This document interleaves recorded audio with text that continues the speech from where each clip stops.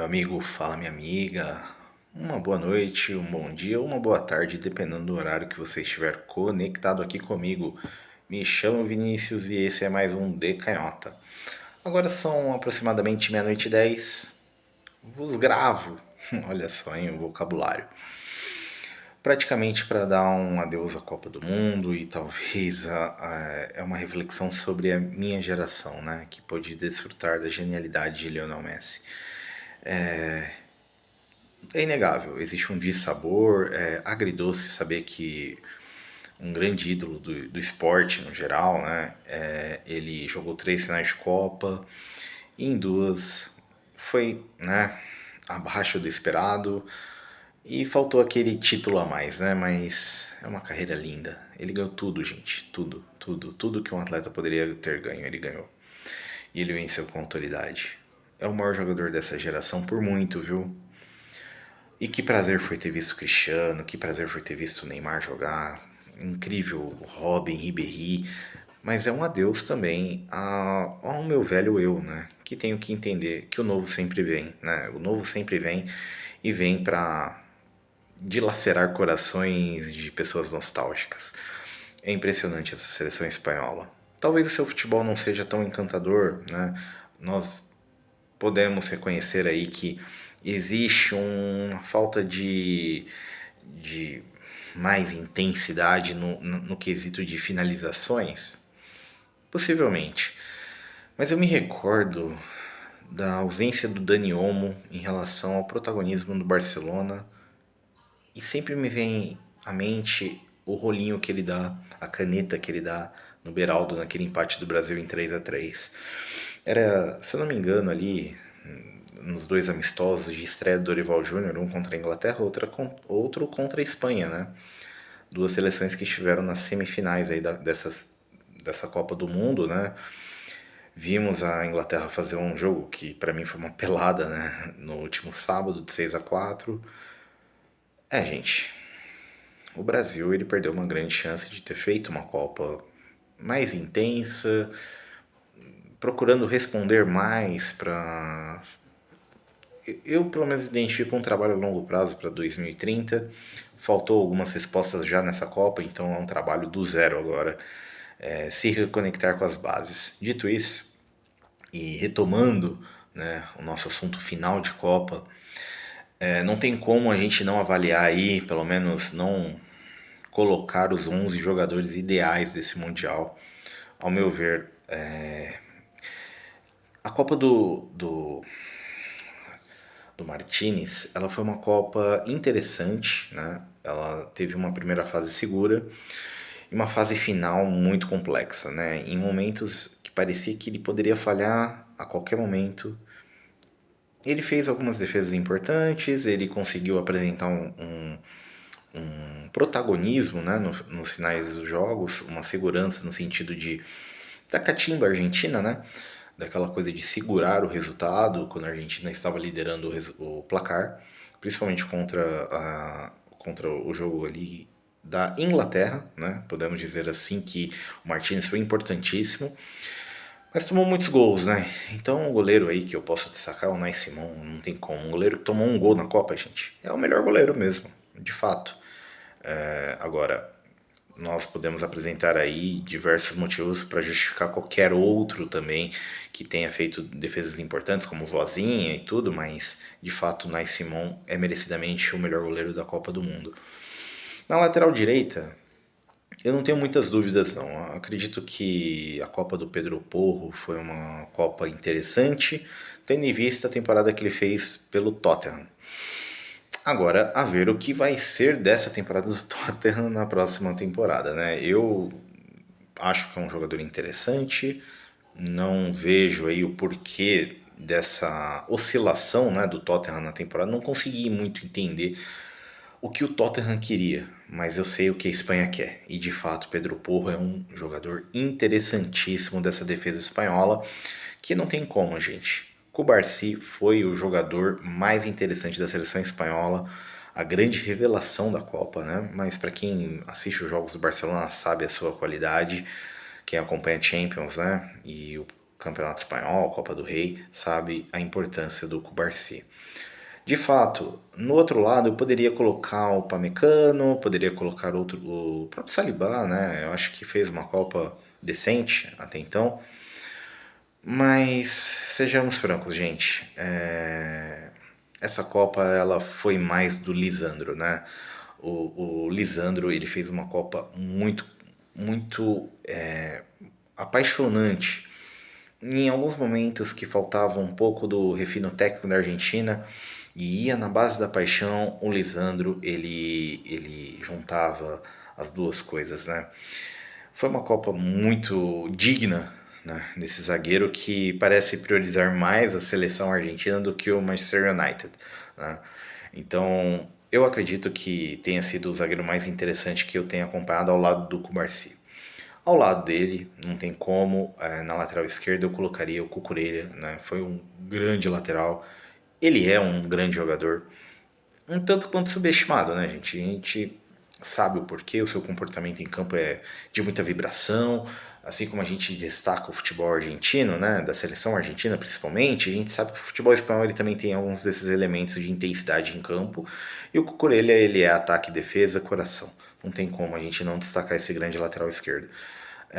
Na volância, Rodri, melhor jogador da Espanha, ao lado do Cubarsí, ao meu modo de ver. Eu acredito que essa premiação de bola de ouro, ela faz parte. Ela é um elemento a mais da Copa do Mundo e ela acaba sendo um pouco subjetiva. É mais uma questão de você condecorar o campeão ou até quem fez uma Copa incrível. É inevitável. Algumas vezes é injusta, outras não. Pela Copa do Messi, eu acredito que teria sido mais justo se fosse parar nas mãos dele, mas Rodri é um jogador fantástico e é uma resposta ao Brasil também, né? Houveram muitas campanhas, tiveram muitas campanhas aí para detonar a jornada do Rodri no futebol. Gente, ele é um grande jogador, ele foi o protagonista do Guardiola em muitos momentos ali naquele Manchester City que foi soberano em 2023 e oscilou um pouco depois, mas ele também teve sua lesão, é verdade. Mas a Espanha, campeã da Eurocopa de 2024, pode não ter tido o Rodri como o grande jogador, mas ele é o mais influente dessa geração. Não há dúvida disso, gente. Não tem como ter dúvidas. Agora, de fato, quanto a essa Copa, eu acredito que tá em boas mãos, tá em boas mãos. Ele é o cara e pra mim é o cara da volância aí do Mundial, tá? Ao lado, eu destaco muito Bellingham, né? Que Copa incrível do Bellingham, um meia que fez parte assim de memórias icônicas que eu vou carregar desse mundial. O jogo que ele teve ali, a atuação contra a Noruega principalmente, o jogo também impactante contra o México, né? Foi um jogão ali de futebol. Então, posso destacá-lo, além do jogo contra a Croácia, né? Vale dizer. Acredito também que a Copa do Dani Olmo merece destaque. Ele também fecharia ali a trinca do meio campo. É um jogador interessante. Falta protagonismo no Barcelona? Falta, mas não na seleção espanhola. Como eu destaquei, sempre vou me recordar de grandes momentos da Espanha nessa Copa, não apenas pela sua vibração em campo, mas também pela questão da sua identidade que passa pelos pés de Dani Olmo. No ataque, o trio é inevitável. Kylian Mbappé foi uma Copa impressionante, mais uma, é um jogador geracional, é um jogador que nós precisamos dizer que merece sim uma bola de ouro. É uma injustiça do futebol não ter ganho? Não posso dizer que é uma injustiça.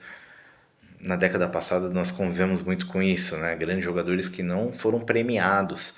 E não por uma questão de injustiça, mas por dominância de outros atletas que são lendas do esporte, tão amado como o futebol. Sabemos aí que a Copa do Haaland merece destaque, por mais que ele não tenha feito um bom jogo contra a Inglaterra, ficou marcado aquele não passe do Sorloth, né? Ele poderia ter feito algo diferente? Poderia, mas o que ele fez já é histórico.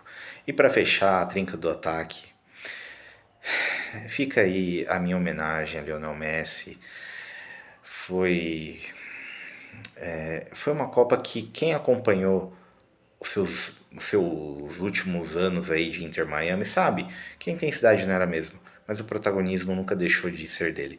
Ele é o jogador geracional. Em qualquer momento, ele é o passado, o presente e também o futuro. Se ele pôde duelar contra Lamine Yamal, Rodri, Cucurella, Cubarsi, é porque ele está nesse presente. E ele sim pode estar no futuro. Eu não nego que é uma loucura pensar em Messi em 2030, porque tudo é processo. A Copa América de 2028 pode trazer algumas respostas sobre a renovação da seleção argentina. Dito isso, eu acredito muito que Lionel Messi merece sim ter uma despedida menos agridoce, buscando talvez alguns recordes pessoais, buscando a reverência do povo argentino. A Argentina vai jogar a Copa de 2030 pelo menos um jogo em casa, né? É o que tudo indica aí. Então eu vejo sim que seria icônico ter o Messi na Copa, uma Copa centenária, né? A ver, gente, a ver, é muito cedo dizer, mas fica aqui o meu depoimento do maior jogador que eu vi jogar. E fica também uma crítica aos influenciadores, às páginas de fofoca, que fizeram uma campanha assim, que não contribui em nada com quem ama o futebol, que é o seu caso, o meu caso. A gente sabe, né? A gente sabe o que essas páginas têm a ganhar e a gente sabe de onde vem. Não, isso não é conspiração, gente. Tudo que vem de rede social a gente sabe que não é orgânico da maneira que deveria ser, né? Então fica aí esse registro, fica a minha homenagem através das palavras. Acredito que foi lindo todos esses momentos, 20 anos de alta performance. Imagina só, o cara ganhou uma bola de ouro em 2009 e ganhou a última em 2023 pela Copa que fez em 2022 e performou nessa Copa como se fosse um garoto de 22 anos. É isso, gente. Não podemos deixar de destacar as lendas que nós testemunhamos, né? Eu vi tantos jogadores icônicos, Xavi, Iniesta, Robin, Ribéry. Vi a geração do Brasil 70, era muito novo, verdade, 7 anos. Mas eu me recordo, eu tenho grandes memórias. Eu imitei corte de cabelo do Cristiano Ronaldo quando eu tinha 12 anos de idade, gente. Era um Cristiano campeão de Champions pelo United. Como fui fã desse atleta. Só que nada foi tão impactante quanto acompanhar a carreira do Lionel Messi. É um jogador fabuloso, é um jogador que sempre vai estar no meu imaginário como o que eu vi de mais belo no futebol. Pela sua maneira de agir dentro de campo, pela sua visão, por ser um jogador completo. É o maior assistente do futebol, o segundo maior artilheiro, né? Considerando os gols da FIFA, eu acredito que o Pelé mereça, assim, ser credenciado como um jogador que fez mais de 1000 gols. Acho que isso não deveria nem ser uma polêmica, tá? Acho que o Messi é o maior jogador da história? Possivelmente. Acredito que tudo precisa ser encarado com um pouco mais de seriedade. E fica também uma crítica aos influenciadores que eu não fiz, né? Mas eu vou retomar aqui.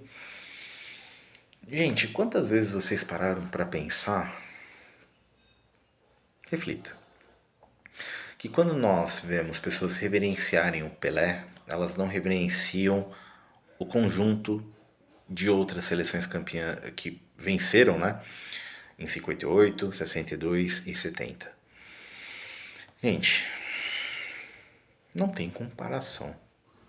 O Brasil de outras gerações é um Brasil que mexia com o imaginário do povo brasileiro.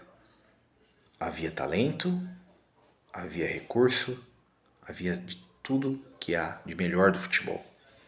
Hoje, o que eu digo para muitos amigos é: como eu posso destacar uma Copa do Mundo do Pelé sem falar de Tostão, Rivelino, Carlos Alberto Torres? Gente, uma coisa não apaga a outra. Eu sei que o Pelé é o rei do futebol, principalmente no viés aqui brasileiro. Mas a gente tem que reconhecer o valor de um cara como o Messi. é um gênio do futebol para mim, está ao lado, se não um pouco acima. Carregar uma geração da Argentina após a final de 2014, se reconectar com a sua própria torcida ali, né? E, e ser o líder de gerações. Ele foi o líder de gerações, imagina. Gente, não vimos figuras dentro da seleção argentina como na seleção brasileira. Da mesma maneira que nós temos no nosso imaginário e vimos até tantos relatos da seleção de 70, o quão vistosa era, a seleção de 58, gente. Tínhamos em cada lado Djalma Santos, Newton Santos. Didi foi o melhor de 58. E ainda assim nós temos que fazer as nossas reverências ao Rei Pelé. Foi um rei daquela geração que deve ser aclamado até hoje. Mas também não podemos deixar de apagar a história de Gilmar. Que goleiro, que goleiro. E muitas vezes colocamos o Tafarel na frente. Foi um grande goleiro o Tafarel, com todo o respeito. Mas precisamos respeitar o passado e sabermos identificar o quê? Que tínhamos uma base, que tínhamos um futebol de elite em todas as posições. Em 1982 não ganhamos e ficou no imaginário. Ficou no imaginário. 1982 talvez seja um dos grandes efeitos cascatas do futebol para essa Espanha ser campeã. Porque para essa Espanha ser campeã, ela inspirou muito grandes pensadores do futebol, como Pep Guardiola, que trabalhou também em conjunto e fez muitas coisas, não ao lado, mas ambos, um bebeu da fonte do outro, de Luís Aragonês, que inspira e faz com que o futebol da Espanha, de La Fuente, funcione e opere. Então temos que reverenciar o passado, mas não podemos excluir aquilo que nós estamos testemunhando no hoje. Eu vi Lionel Messi e sou feliz por isso. Espero que você que tenha visto Neymar, Cristiano, Iniesta, Xavi, Modric, Ronaldo Fenômeno, Romário, Roberto Baggio, que você que tenha visto Zico reconheça o valor de cada jogador de futebol, porque tudo vai passar, tudo vai passar. Não somos eternos, mas podemos ser gratos. E eu sou grato ao que eu vi e ao que eu presencio pelo futebol. Futebol é a melhor coisa que o homem já inventou. E disso eu tenho muita certeza. Me emociono a cada momento e a cada craque que aparece. E hoje sou feliz por ter visto uma Espanha que respeita o futebol e respeita a hierarquia da bola. Essa Espanha merece a nossa reverência e a nossa saudação. Sou feliz porque vivo, respiro e amo o futebol. É isso. Não tenho muito o que destacar, mas agradeço a sua atenção e quero deixar aqui um grande abraço, um forte abraço a você que me acompanhou aí nesses últimos vídeos falando de Copa do Mundo. Espero revê-los em breve falando de qualquer outro assunto que pelo menos seja dentro do futebol, né, meus amigos? Mas é isso.